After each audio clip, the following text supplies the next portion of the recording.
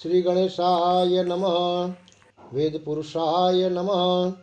वासुदेवाय नमः। सचिदानंद रूपाय विश्वोत्पत्त्यादिहेतवे तापत्रय विनाशाय श्री कृष्णाय वयम नमः। हमें महाभारत अंदर द्रोणाचार्य ने अर्जुन से के साथ वहां पहुंचकर देखा कि जट्टा वल्क धारण किए एकलव्य बाण पर बाण चला रहा है। शरीर पर मेल जम गया है, परंतु उसे इस बात का ध्यान नहीं है। आचार्य को देखकर एकलव्य उनके पास आया और चरणों में दंडत्व प्रणाम किया। फिर वह उनकी विधिपूर्वक पूजा करके हाथ जोड़कर उनके सामने खड़ा हो गया और बोला, आपका शिष्य सेवा में उपस्थित है, आज्ञा कीजिए। द्रोणाचार्य ने कहा, यदि तू सचमुच मेरा शिष्य है तो मुझे गुरु दक्षिणा दे। एकलव्य को बड़ी प्रसन्नता हुई। उसने कहा, आज्ञा कीजिए, मेरे पास ऐसी कोई वस्तु नहीं जो मैं आपको न दे सकूं। द्रोणाचार्य ने कहा, एकलव्य, तुम अपने दाहिने हाथ का अंगूठा मुझे दे दे। सत्यवादी एकलव्य अपनी प्रतिज्ञा पर हटा रहा और उसने उत्साह तथा प्रसन्नता से दाहिने हाथ का अंगूठा काटकर गुरुत्व को सौंप दिया। इसके बाद उसकी बाढ़ चलाने की वह समझाई और कुंती फुर्ती नहीं रोही। एक बार द्रोणाचार्य ने अपने शिष्यों की परीक्षा लेनी चाहिए। उन्होंने कारीगर से एक नकली गिद्ध बनाया और उससे कुमारों से छिपकर एक वृक्ष पर टांग दिया। तदनंतर राजकुमारों से कहा, धनुष पर बाण चढ़ाकर तैयार हो जाओ।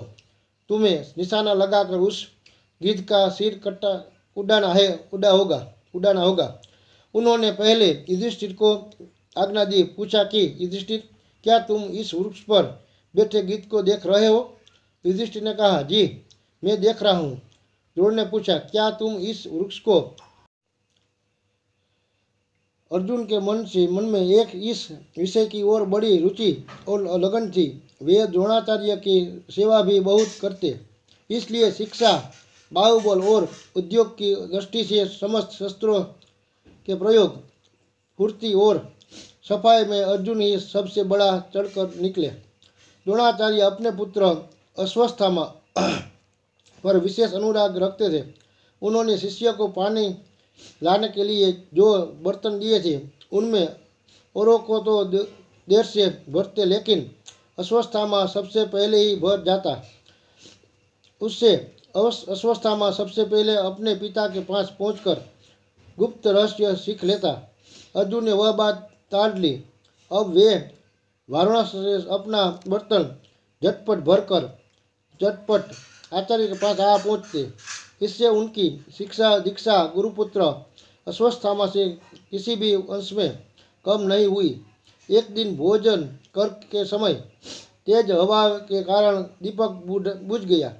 अंधारों में भी हाथ को बिना भटके मुंह के पास आते जाते देखकर अर्जुन ने समझ लिया कि निशाना लगाने के लिए प्रकाश की आवश्यकता नहीं, केवल अभ्यास की। वे अब अंधेरे में बाण चलाने का अभ्यास करने लगे। एक दिन रात में अर्जुन की प्रशंसा की टकार सुनकर द्रोणाचार्य उसके पास आए और अर्जुन को हृदय से लगाकर कहा, बेटा, मैं ऐसा प्रयत्न करूंगा कि संसार में तुम्हारे समान और कोई धनुर्धर न हो।